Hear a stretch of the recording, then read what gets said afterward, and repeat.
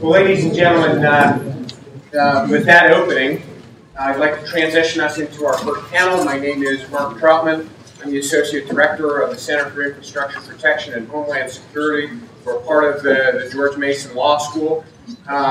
We have with us today four very distinguished panel members that I'll give you a very short introduction to. We gave out some more extensive biographies for them. I'll add very little to the comments that were made so far because I think they have been outstanding scene setters. But this idea of cybersecurity is hugely in the news, and I think you might agree with me that 2013 has witnessed some rather remarkable developments with the issue of a private sector report, as Chairman Rogers mentioned, that actually named names and locations and gave photos of buildings out of which units were operating, and then followed by some rather remarkable distributed denial of service attacks, first in the financial sector and in other sectors. And so what I would invite each of our panelists to do, in the order that I introduce them, is to perhaps open with a few opening comments on what you've heard so far and the subject of the threat in terms of activity in cyberspace.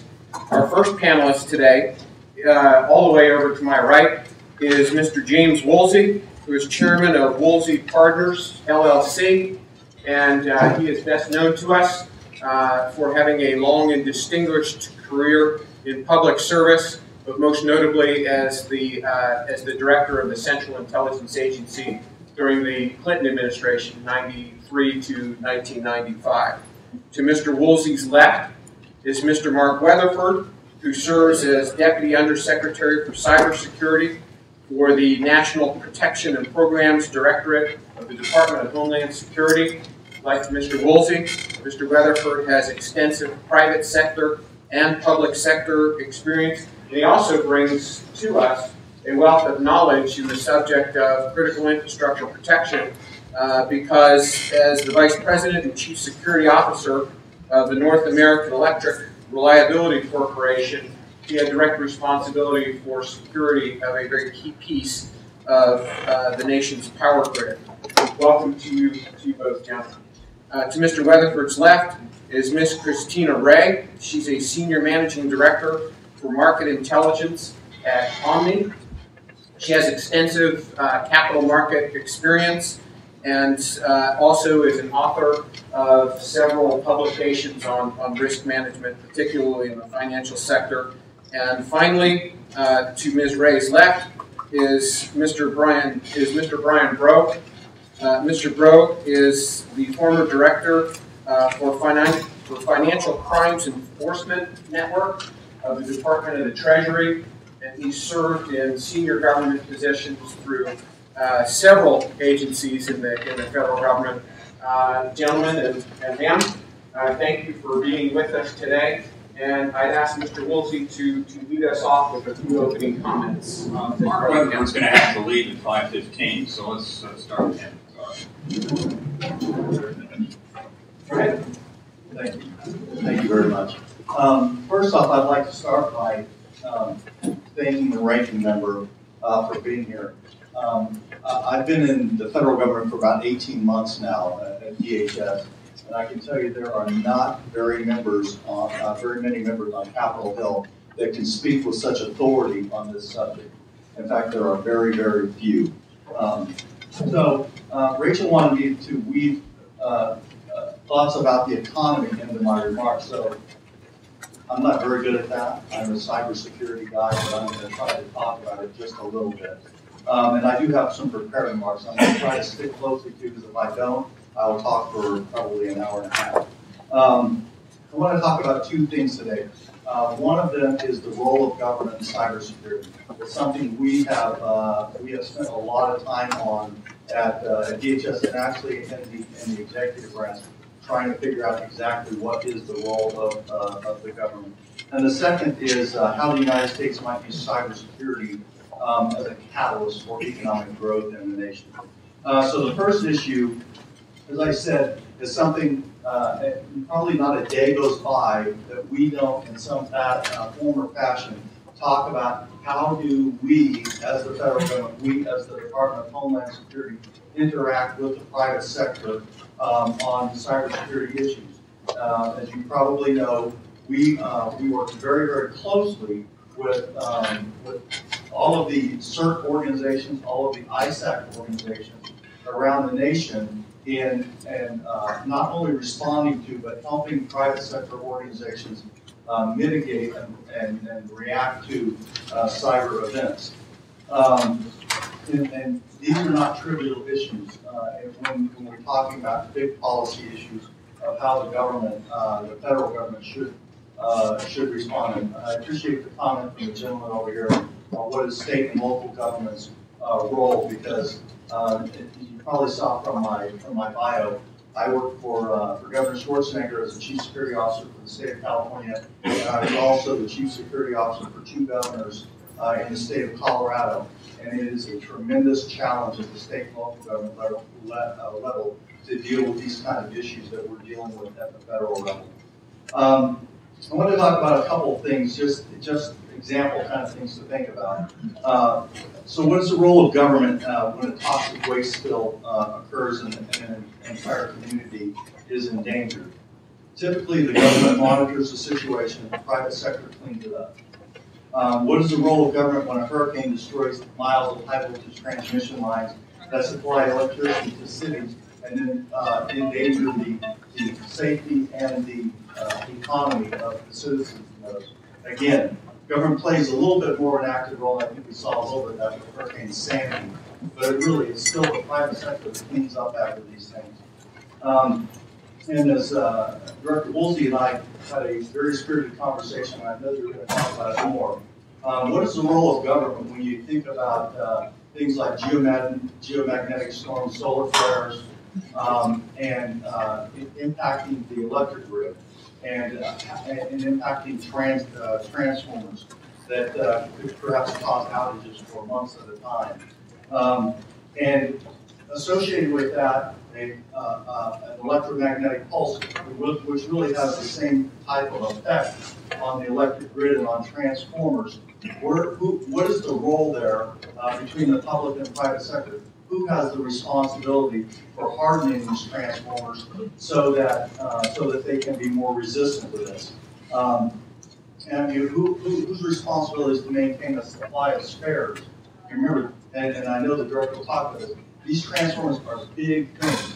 It takes 2 to 3 years to make one of them. They cost millions of dollars. There's only 1 or 2 actual manufacturers in the continental United States. Now most of them are made overseas. We can't just put one in the back of a pickup truck, and they are difficult to move around. When one goes out, a local economy can be affected by that. And then closer to home and more timely, what is the role of government when a threat actor institutes a denial of service attack against the banking and finance industry that threatens a bank's ability to process transactions for the customers? As you know, we've been dealing with this literally on a daily basis since last August. The DHS working with the FBI, the Department of Defense, and the Department of Treasury, and a number of other people have worked very, very closely with the chief security officers and the rest of the people at all of the major banks. I mean, it's almost like clockwork. Every Tuesday we get notification of which banks are going to be attacked and when for that week. We got it this morning. We know who's going to be coming up over the next couple of days. But what's the role of government in helping a private company react and respond to these things? Again, it's not a trivial issue for how we do it. In fact, there's very strict protocols for how a company can request assistance, and then how we can go back and help with that. So the chairman talked a little bit about the sharing of information, and I think that is really one of the things where we have a direct responsibility. We have a lot of information. We don't have all of the information. I think with the private sector, is developing a tremendous amount of threat and vulnerability information themselves. But we have a lot of it, and unfortunately, in many cases, this information becomes classified, which makes it very, very difficult for us to share that back with the private sector. I know when I was the chief security officer at NERC, I had many very security conversations with government organizations. I had a clearance at the time, so they could brief me on threats to the electricity sector, but then I couldn't do anything with the information because it was classified information. So we are trying to break that down, trying to create airlines where we can, in fact, share this information out more broadly. In fact, our philosophy at DHS is a little bit different because we do have, in fact, have these cybersecurity responsibilities, not only for the civilian federal government, but for the critical infrastructure companies across the nation. And it's something that we call the duty to share rather than the need to know, which is kind of the boundaries around classified information. So, shifting gears, my second topic is that I think that there's an opportunity for the United States, and I've had this conversation with a couple people, and sometimes people look at me like, this guy's absolutely crazy thinking about this like this, but I think there's something there, and unfortunately I probably won't be around to take questions, but talk about it, send me an email, I'm glad to have the conversation. So the issue is how the United States could consider cybersecurity policy and the investment in technology that supports that policy as a catalyst for economic growth in the nation. Security has always been, those of you that are in the business, has always been kind of a do it if you have time, do it if it doesn't cost any money, build it into the system. Well, the problem that causes is we're in a constant state of rebuilding our systems, of rebuilding our infrastructure. I was reading something about the Hubble telescope a couple weeks ago, and it struck me that this is an interesting little analogy. Hubble was funded in the 1970s and launched in 1990 at a cost of about $2.5 billion. As most of you know the rest of the story, almost immediately, once Hubble was up there, they realized that the main mirror was flawed, so they had to put together another program to go up and fix it. To the Hubble mirror cost $1.1 billion. 3 years after they put something in space, it cost $2.5 million. So the cost of fixing it cost almost 50% as much as the initial cost of deploying. That is exactly where we are in the security business today. The vendor market around these bolt-on security products and services is all about this constant rebuilding. And there is some economic activity and incentive for this, but it's not the kind of big ideas I think that we expect from a nation of innovators. And these are not just maintenance issues. It's like changing the oil in your car. You kind of expect to do that. We're talking about, most of you know, the first Tuesday of every month, past Tuesday for Microsoft Prime, and then all of the rest of the vendors, they're constantly releasing these patches and upgrades to their systems to fix the defects in their products. And almost all of our critical infrastructure systems have security flaws that could have been corrected during the initial design, but most of you know, most of these systems were designed and put in place 20, 30, even 40 years ago before we really had to worry about cybersecurity, and certainly before the things that we're facing today were things that we had to worry about.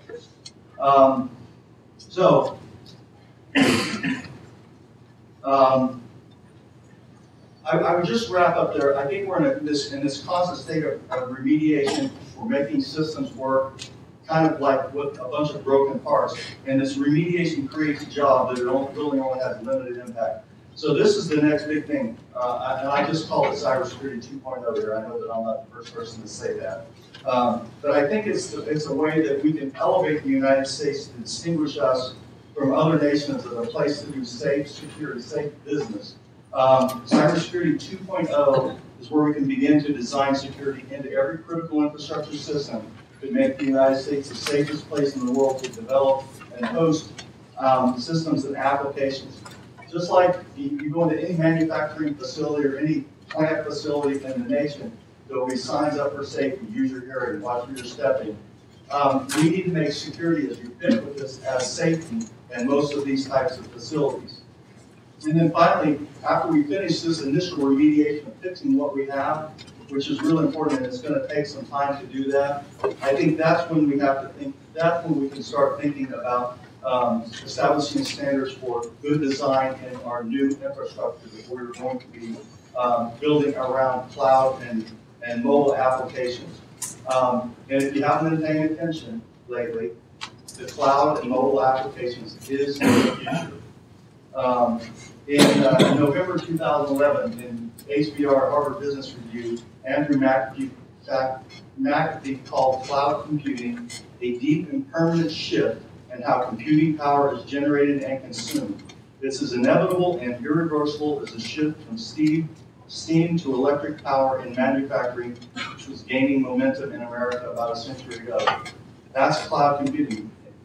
I hope that's not a surprise to anybody in the room, because nobody is buying infrastructure anymore. Everything is going into the cloud. I mean, no individual companies are buying infrastructure anymore. So, here's the question. I apologize, I'm talking so fast. I have 3 minutes till I have to leave. And thank you very much. You let me go first. How do you feel about banking and hosting your financial information in a country where you don't know what the security policies and controls govern the infrastructure? Would you feel better about doing that same business in a place where the policies and systems have been specifically designed, implemented, and are regularly tested to ensure they have effective cybersecurity practices and controls in place? What about your healthcare information? What about any of your personal or privacy-related information? I think that people in other nations and companies in other countries will feel the same way and choose a more secure place to host their information and their data. There's very little disagreement that the next generation economy is already information-based and becoming more so every day. This means that we cannot continue to treat security as a bolt-on afterthought. It must be designed and built into everything, and I think that can become a differentiator for the U.S. economy. Made in USA can actually mean something.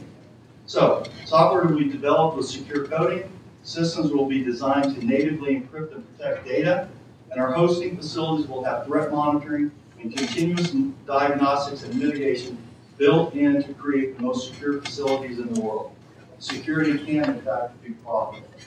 Thank you, and I apologize for blowing you out.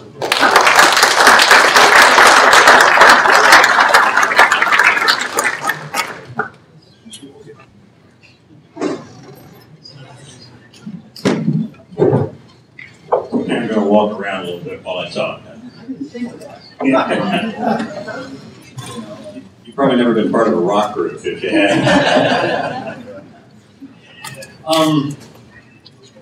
I was about 10 years old, and my father and I were going fishing one day, and I got up and went into our living room in Tulsa, Oklahoma, where I grew up, and he had spread out on a card table. He was a trial lawyer, a whole lot of yellow pads, and he's taking notes and putting slips and books and so forth. And I said, "Dad, what are you doing?" And he said, "Well, I'm really sorry we're going to have to put off the fishing trip." He said, "I'm getting ready, unexpectedly, a trial coming up Monday, and I needed to get a lot of work done." I said, "Well, what are you doing right now?" He said, "Well, I'm preparing my opponent's case." I said, "Well, why would you do that?" And he said, "Oh, that's always the way you start." And furthermore, he said, not only the case you think he's going to offer, but the strongest, most powerful, nastiest, most sneaky and crafty thing that is possibly imaginable. Prepare that, figure out how to defeat it, and then your work. I always thought that was kind of an interesting approach toward things. Let me suggest an approach a bit like that today with respect to Messrs. Kim Jong-un and Ahmadinejad. Not just that they might like, or some of their buddies in other countries like China and so forth, might like to steal some money from us, and that's a serious matter, and we have to protect and deal with all of those issues. They're important. But that their objectives are a lot worse than that. Now, it's a common way of discussing these issues to say that somebody, fill in the blank, Ahmadinejad, they're not crazy. If they did that, we might go back and attack them or even use a nuclear weapon, and they're not crazy. Well, there's kind of two parts to crazy. I once wrote a paper on Hitler as a diplomat, and I can assure you that although his objectives were absolutely hideous, to conquer Europe and run it for 1,000 years in an empire and kill all the Jews, his skill as a diplomat was superb. From 1933 to 1939, Hitler had the chancelleries of Europe eating out of his hand. He was as good as Metternich at his best. It is not inconsistent for a sociopath like Hitler, or Kim Jong-un, or Ahmadinejad, to have a crazed, evil, world-destroying objective, but still to be a crafty dude. And we have, I think, lapsed into a mode of thinking about the Kim Jong-uns and Ahmadinejads that, well, you know, they're just sort of like your average Soviet leader. Now, let me be clear. I want to be precise about what I mean about this, but I really kind of miss the Soviets. I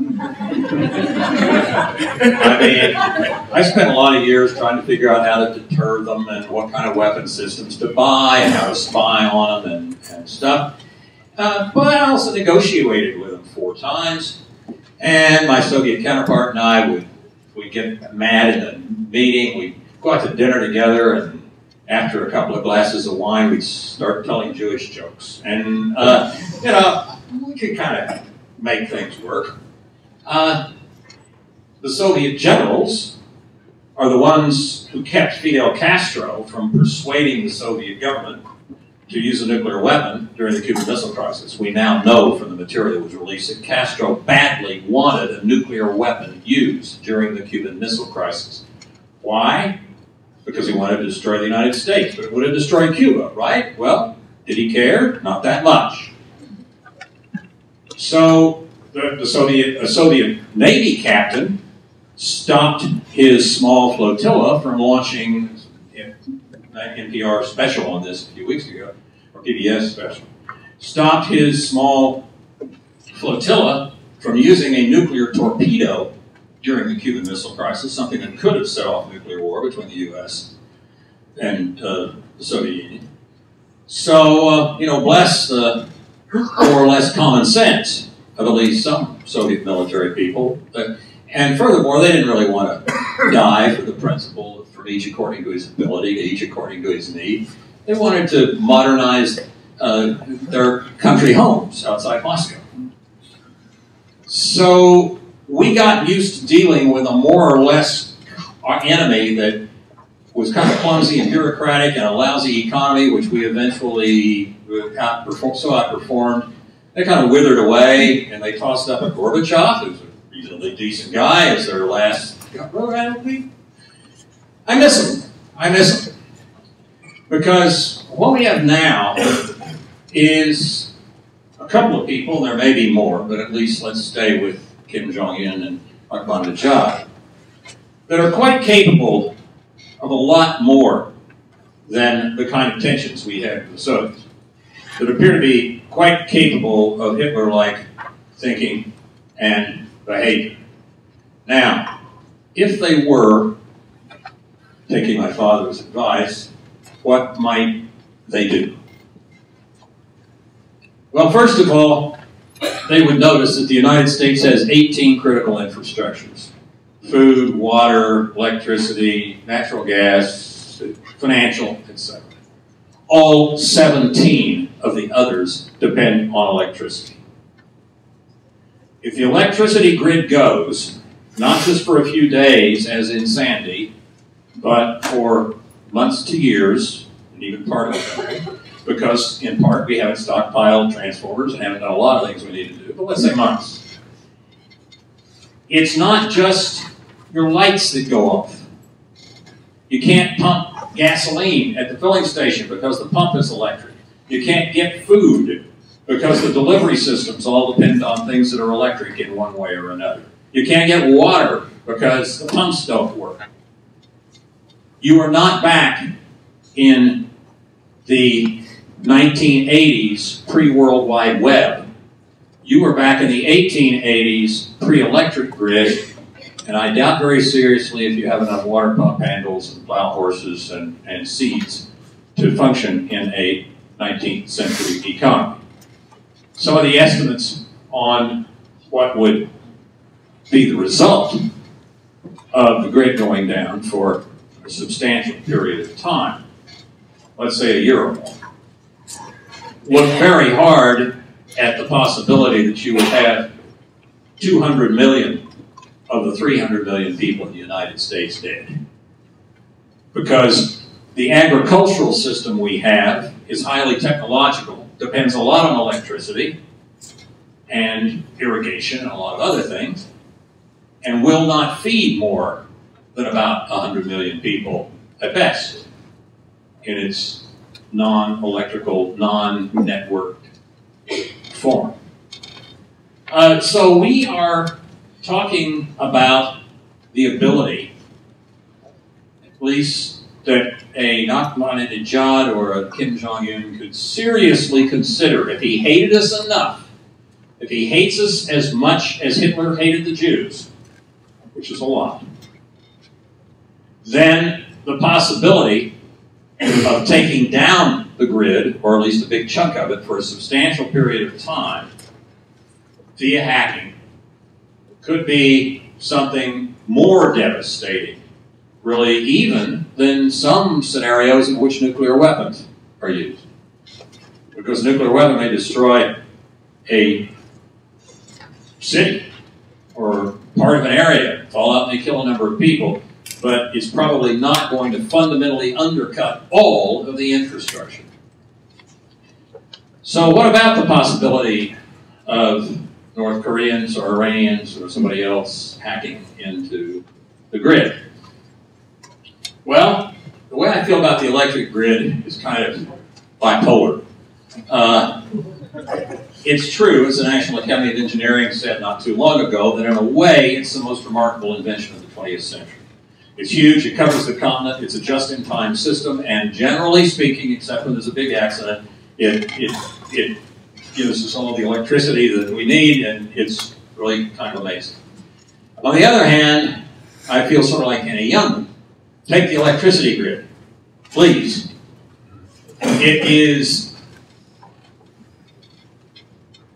for the first instance, highly fragile. It was put together beginning in the 1880s, really because Tesla went out over Edison. A series of alternating current, long-distance transmission systems followed in smaller areas with distribution, what usually goes on telephone lines. But it is a just-in-time system, so if any part of it is interrupted, a lot of things can be thrown off.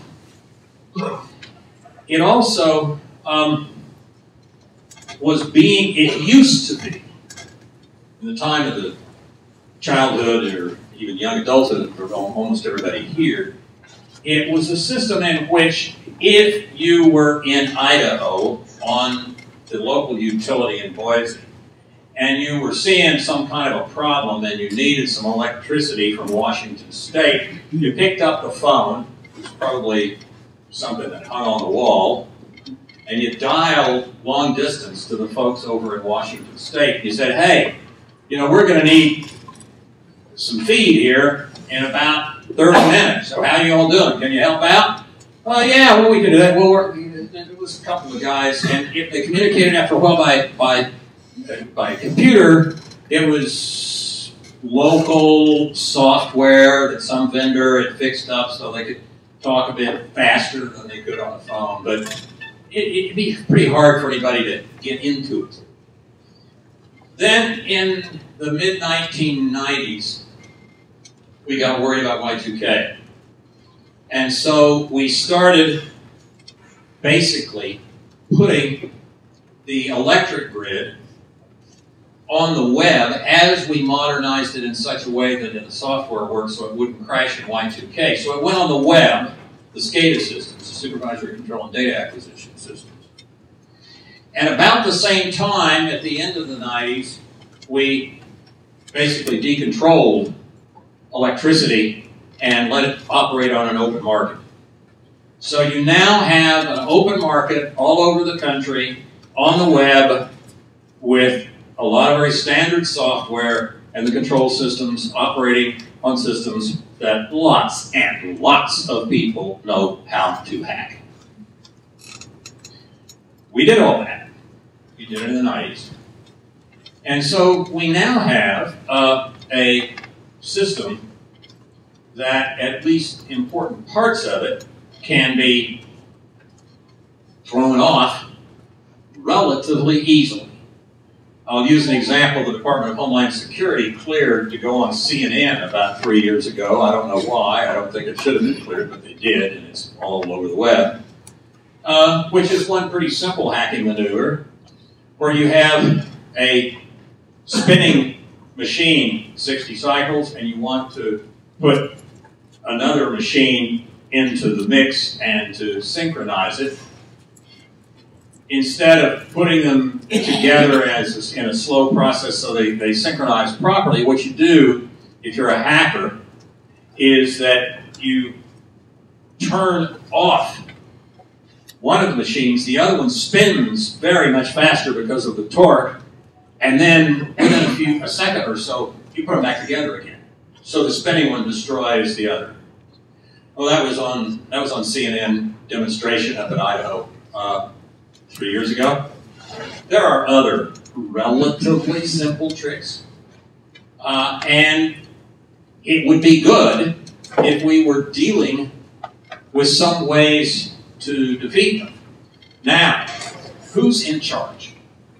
Surely somebody is. Not really.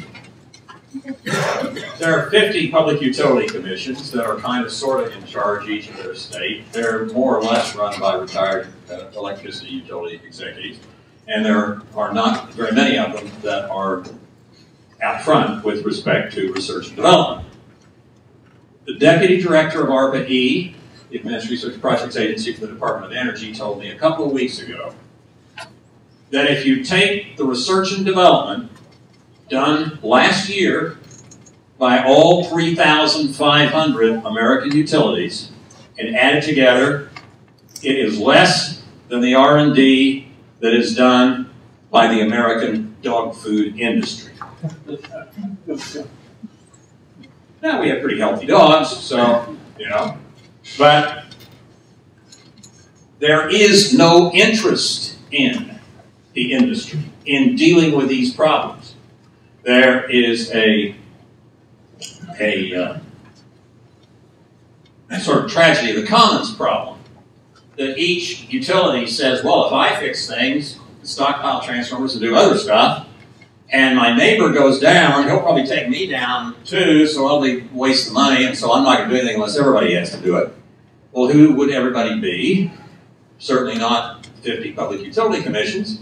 How about the Department of Energy? They've got an assistant secretary and a small staff that does some studies. How about, but you kind of look around and try, how about FERC? Yeah, well, they regulate the cost of transmission. That's about it. How about NERC? Well, they regulate some aspects of distribution. That's about it. Well, is anybody in charge? No. Why don't we have a national energy strategy? Because nobody's in charge. So we are in a situation where that whole set of issues is extremely troubling.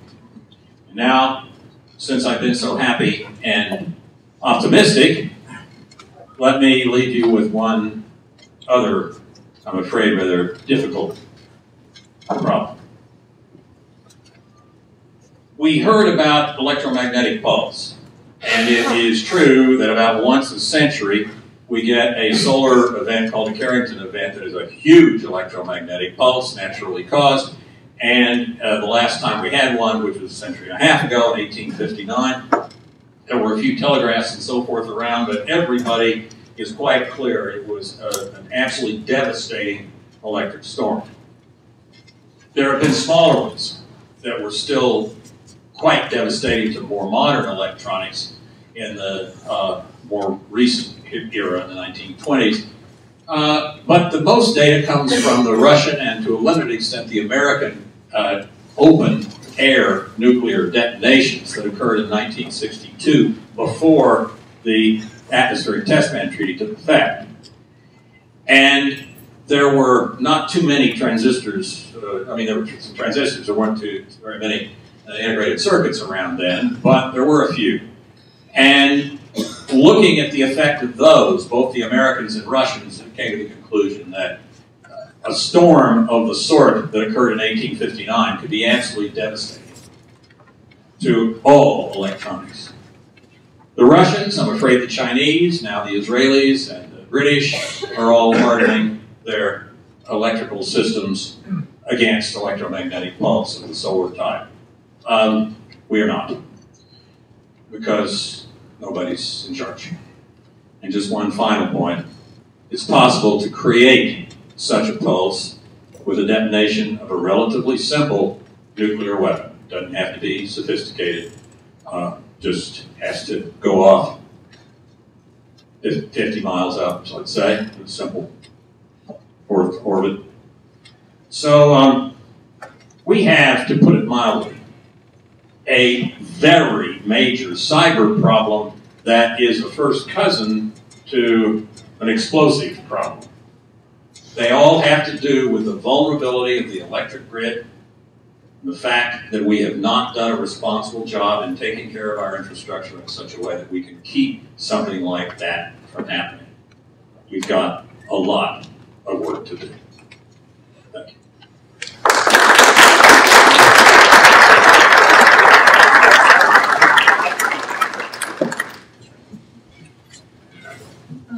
For my background as a trader and hedge fund manager, my particular concern is another type of cyber warfare, economic and financial warfare. So far you've heard about cyber espionage for purposes of gain and having a influence on the economic system of the United States. We've also heard about cyber warfare on a physical system, the power grid, which is an excellent parallel of the financial system. My particular focus here is on financial warfare, and in particular, potential use by our adversaries of the U.S. and global capital markets as that particular battlefield.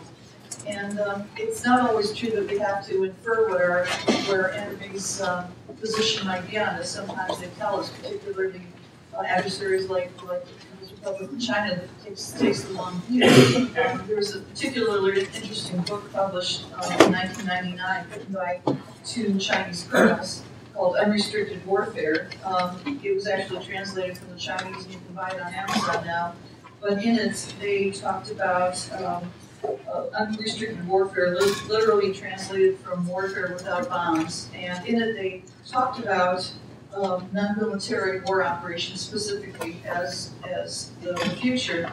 For example, they explicitly said financial warfare is a form of non-military warfare, which is just as terribly destructive as a bloody war, but in which no blood is actually shed. Financial warfare has now officially come to war's center stage. It alerted us to they were working this effort. This is 14 years ago. This is long before most people have heard of cyber warfare or economic warfare, other than in the traditional sense, embargoes, blockades, and so forth. In fact, in that very same book, they, again quoting the book, they refer to means for such an attack saying, quote, whether it is the intrusion of hackers, a major explosion of the World Trade Center, or a bombing attack by Bin Laden, all of these greatly exceed the frequency bandwidths understood by the American military. We observed all three of those. And this is a kind of a warfare, even more scarily, that can be run by both state actors and non-state actors. I contend that the U.S. Financial markets can be attacked by non-state actors without the resources of the Russians or the Chinese or something like that.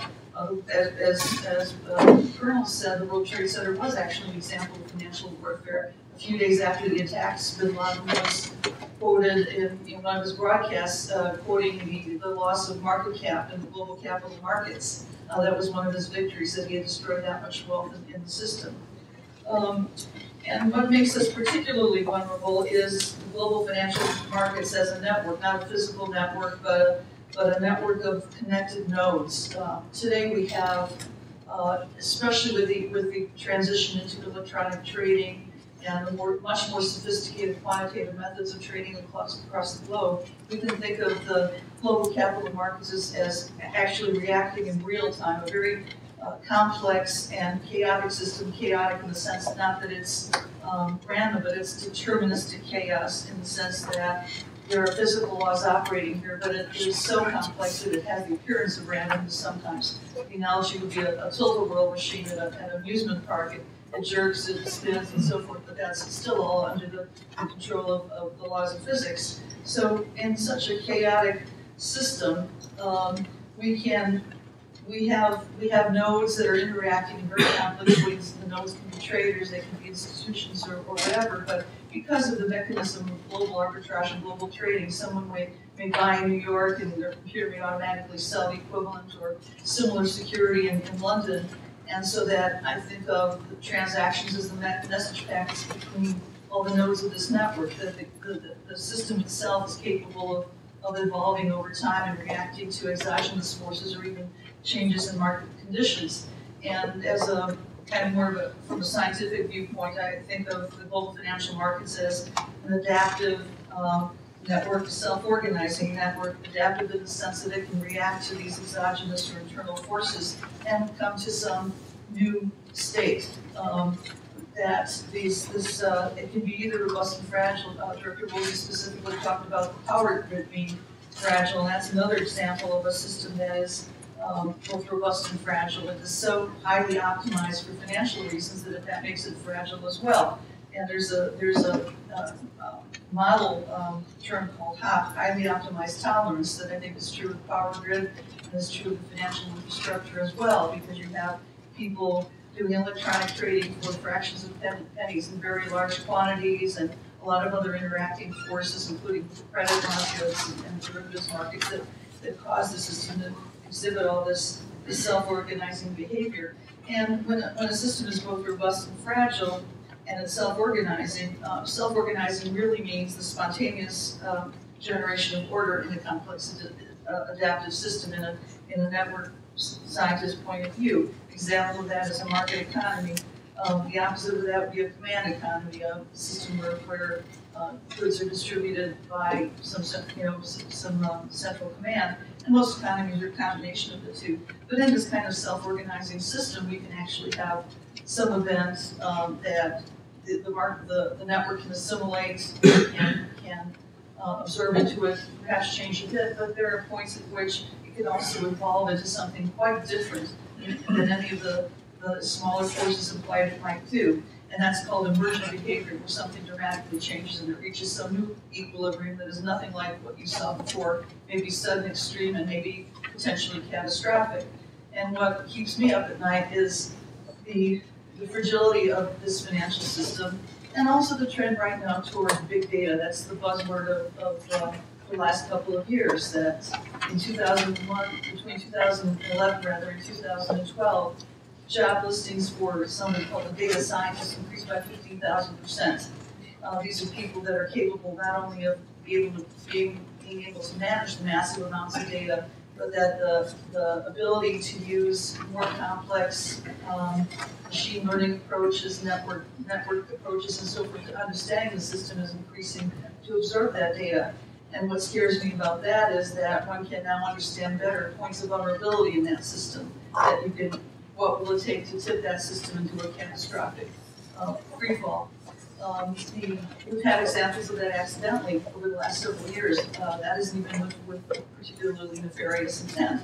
We've had fat-fingered trades, so-called, where somebody tried to sell 1,000 futures contracts and sell 10,000 instead, and it causes a cascade of effects, and French franc or something like that. It's felt globally and instantly.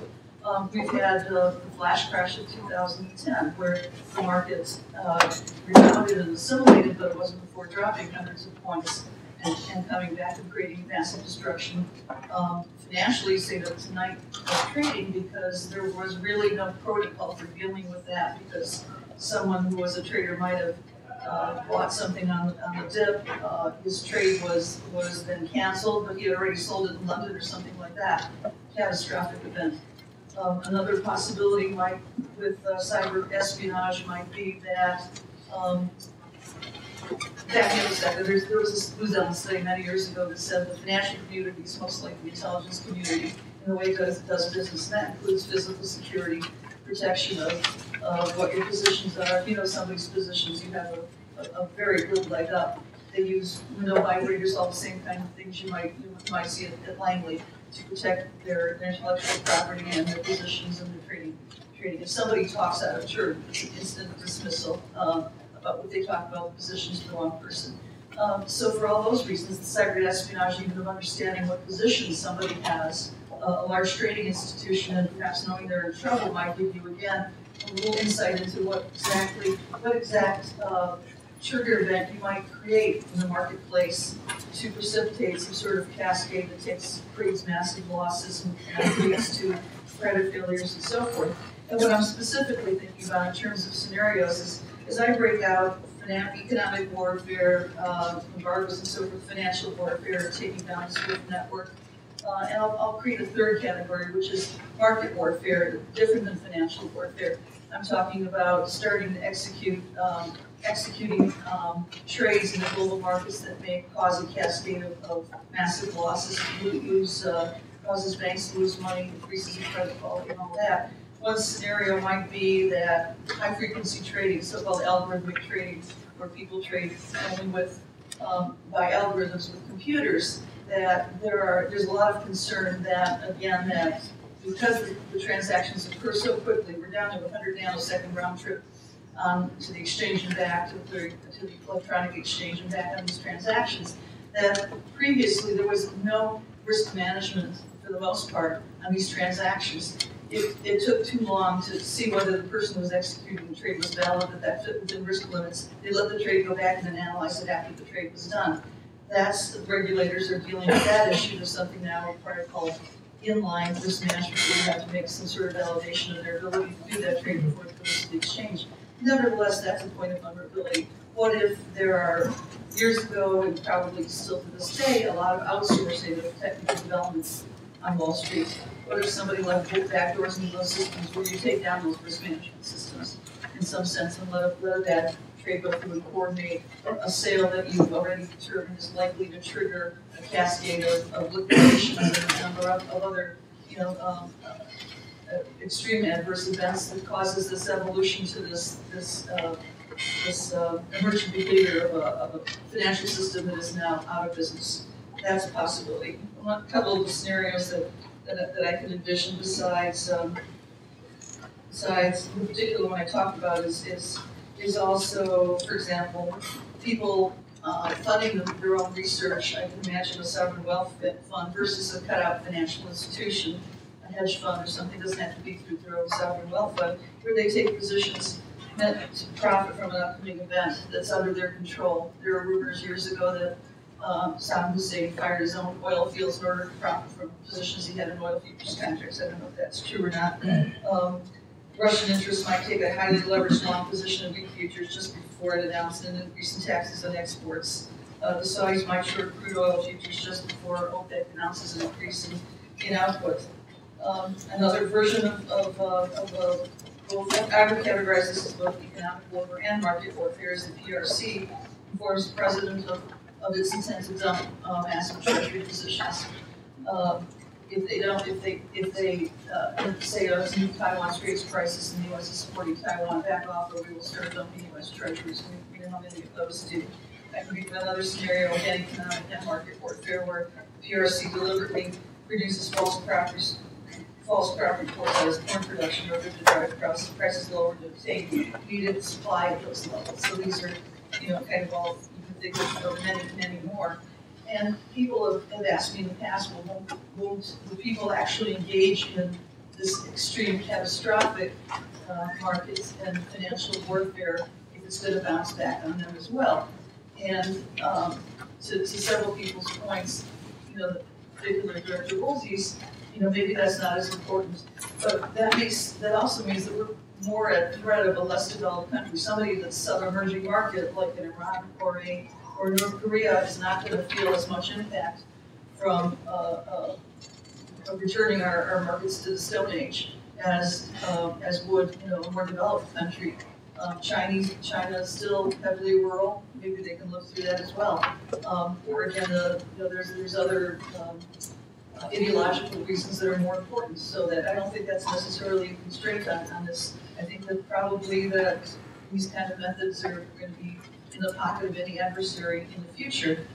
And the fact that we have, Yogi and I, the Office of the Director of National Intelligence, you know, recognizes this interdependency between markets and other kinds of physical threats, that these can be used in conjunction. And as the Vision 2015 document from Yogi and I said, that those points where factors intersect often reinforce and amplify the effects of change and create a series of unpredictable threats and risks that transcend geopolitical borders and organized boundaries. And that's absolutely true. If you look at all the major threats, just as the power grid touches each of those, so do the financial markets. The only optimistic thing I can think of is the fact that because we have big data and the ability to use more sophisticated models for measuring risk, that we can perform a little bit more sense making. Sense making in the traditional sense would be taking data, turning it into information, turning it into knowledge. And one of the fields that I'm particularly interested in is the field of market intelligence, markings for short. This is really kind of a variation on SIGINT, or signals intelligence, in which we can get data from sensors we have out in the world. And in this case, the sensors can be the US and global capital markets. And this, in its broadest sense, you know, I define market intelligence as referring to the acquisition and aggregation of data from the global markets for purposes of sense making. We might see indications of people taking positions in advance of an event in the future. If it's unexplained in some other way, it may be a deliberate intent to profit from or precipitate some event in the marketplace. So that could be joined with other kinds of sources of intelligence to perhaps do some sense making on and forecasting potentially catastrophic events for which we could create intervening solutions. And again, from a network point of view, if you know the causal structure of this, you may be able to insert circuit breakers or have other intervening events you're ready to execute on to mitigate the fall into complete catastrophe.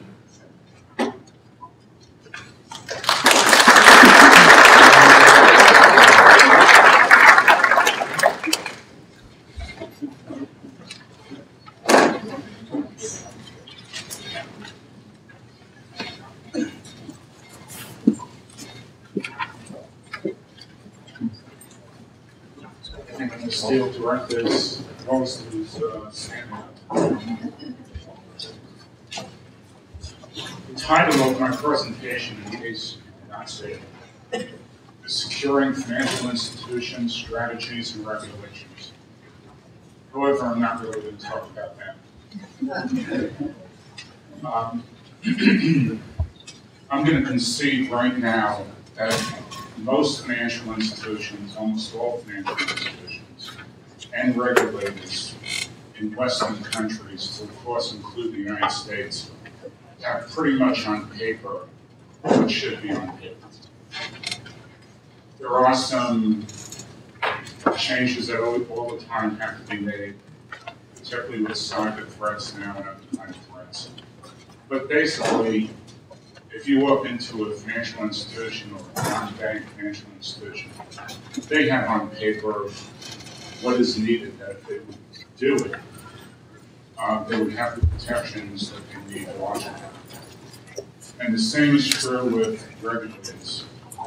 If the regulators, which is the second line of defense, would do what they have to do, law enforcement do what they have to do, intelligence community, a lot of the threats would go away. And I'm generally fairly tough on government because I feel like I have the right to be tough. I spent my career. I was the head of a couple of different law enforcement agencies, and just to give you 1 minute worth of credits, I testified at the money laundering legislation at the time. I negotiated in the early days with the financial community to make the reporting requirement, and even with the casinos. Having said that,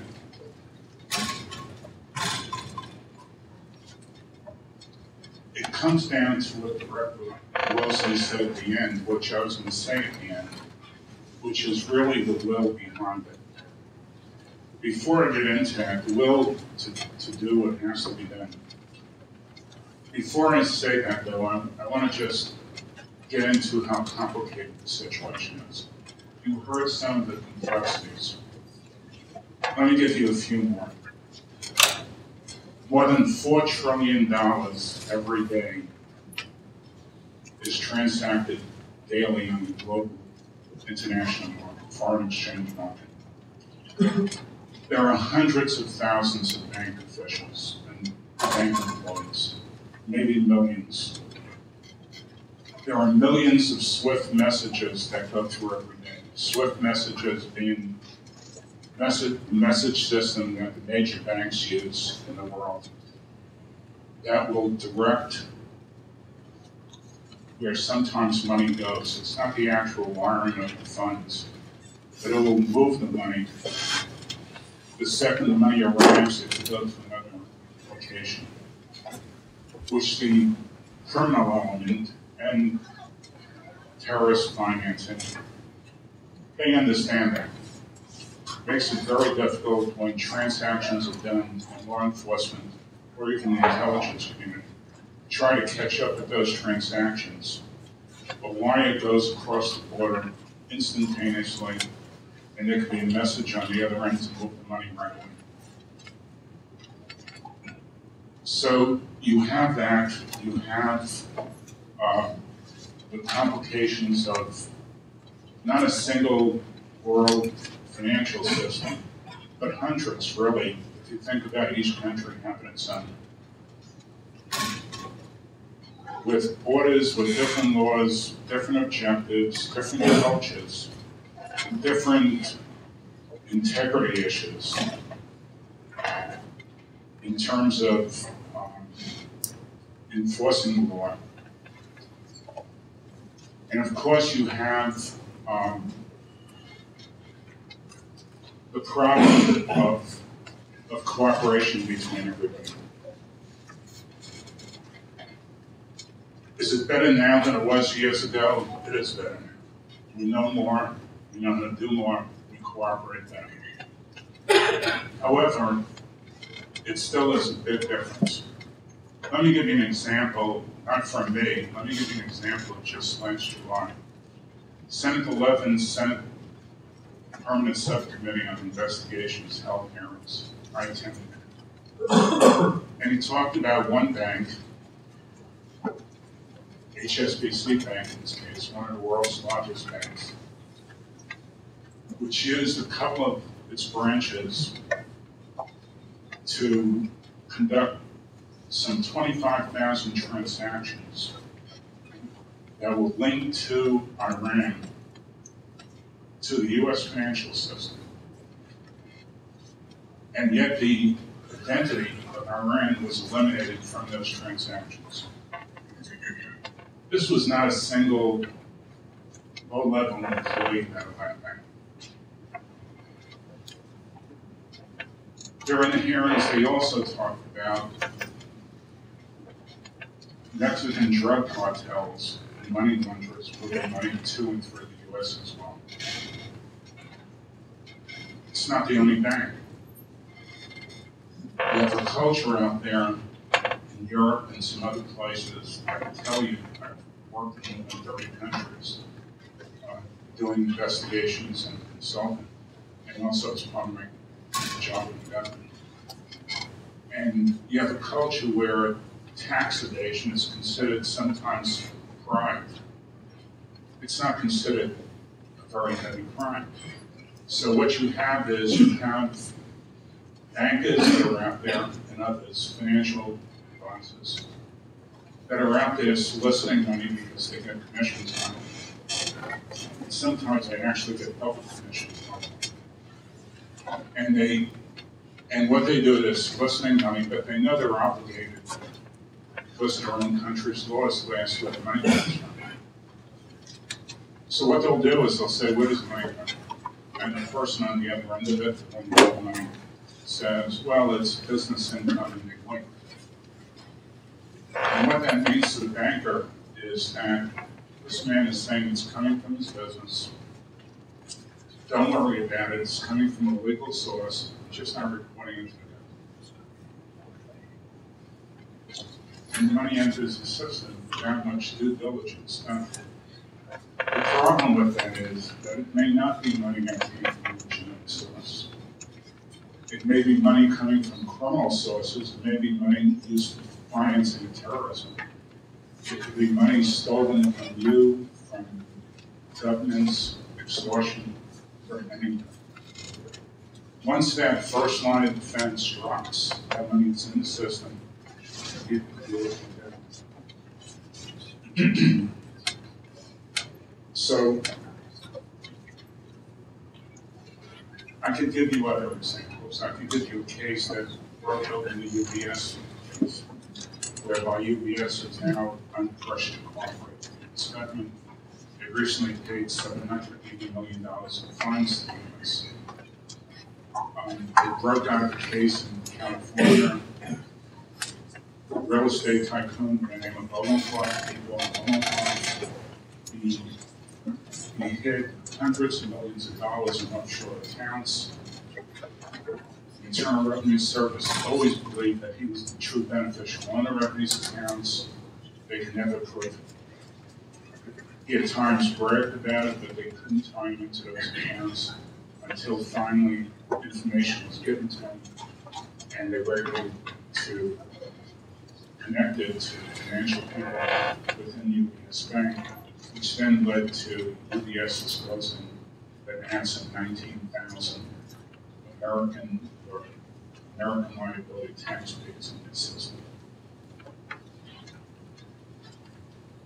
You could go to other countries and find bankers that are willing to backdate documents to help prove that the source of money came from long ago versus now. Now, is it possible to clean up all of that? Probably not. I mean, as time goes on, there are new people into the system. They're greedy. I don't care what the profession is, you can find some. But what makes it work is that there's a will to do something. In addition to the will, which I'd like to get back, there has to be excellent intelligence. There was a man by the name of Frank Cuneo, I don't know if that name rings any bell to any of you. He passed away a number of years ago. I had the good fortune of meeting him with him on a number of occasions. This one gentleman in the back, Jack Manson Nelson. And Ernie Cuneo was a liaison between Winston Churchill and Franklin Delano Roosevelt. He was American. And Ernie Cuneo once said to me when he was in his 80s, he said to me, you know, Brian, there's no shame in a country losing a war. But it is disgraceful for a country not to have good intelligence. So one of the things we need is good intelligence. Of course, we need skilled resources, we need up-to-date technology to the side. But it always comes down to, I'm sure what Rick Woolsey said, you can't get anyone interested in protecting threats. You need people interested.